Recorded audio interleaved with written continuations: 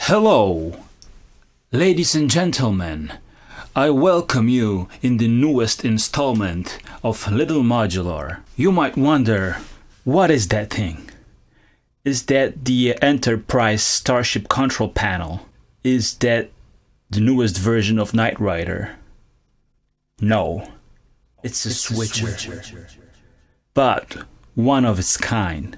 Really smart, simple, and deadly effective switcher, because it's a combination of a switcher and a sequencer. As you can see, in the center of the unit we have a LED matrix, 8 by 8. Below here we have 8 knobs, and you can select different values here, and we have also 8 inputs. And the whole idea is that you send one of those inputs or knobs to the corresponding output. For the inputs, it's the CV output, and for the knobs, it's the POTS output.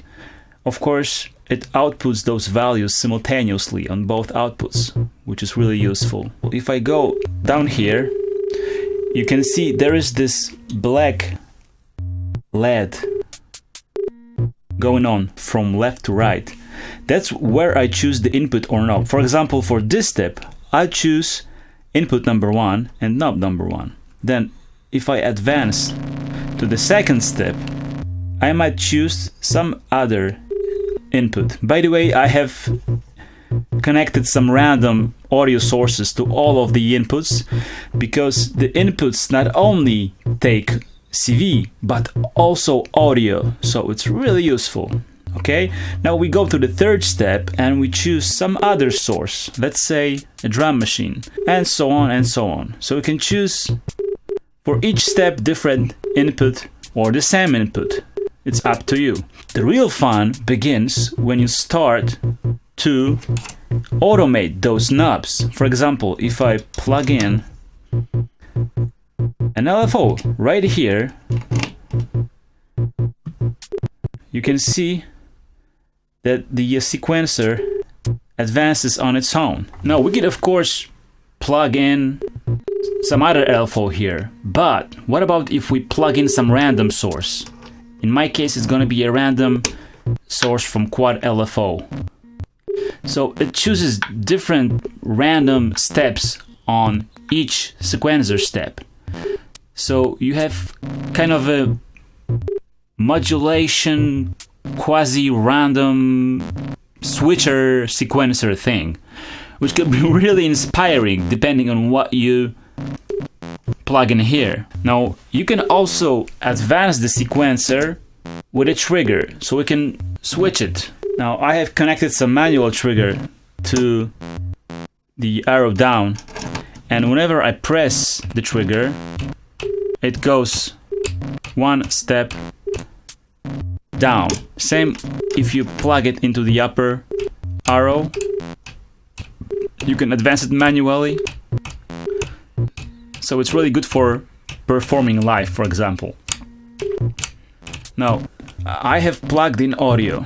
Let's see what happens when I plug in some modulation sources here and play a little bit with the knobs. What I have done here is I have connected 8 modulation sources to the inputs right here instead of audio. So we have different LFOs, envelopes, random sources all connected and running at different random speeds. And this time I will be using both the CV and the POT outputs. What I have done here, as you see, I have selected each of the steps tidy and nicely, and each of these different knobs is set to a higher and higher value, so it represents some tunable and useful signals which are then shaped with the quantizer.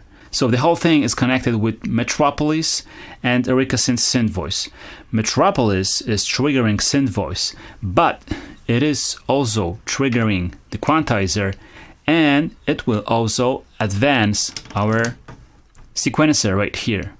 So when I press run on Metropolis, okay, it advances to the next step.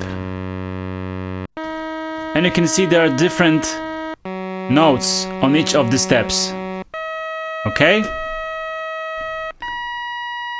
Now, it's not really musical, but I wanted to show you so we can understand exactly what's happening here. Okay? Let's stop this madness because it's really boring and annoying. I'm connecting the CV output, so all of these modulation sources, to a filter cutoff modulation input on Eureka synth voice. So what I'm doing here is I'm simultaneously controlling synth voice's 1 volt per octave input with the POTS output that goes to quantizer and then to Eureka synth voice, and also with the CV output I'm modulating the filter cutoff.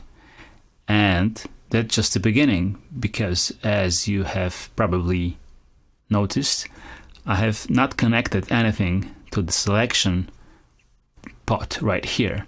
So let's start this whole thing again. So you can hear the modulation of the filter changes with each, okay? With each step.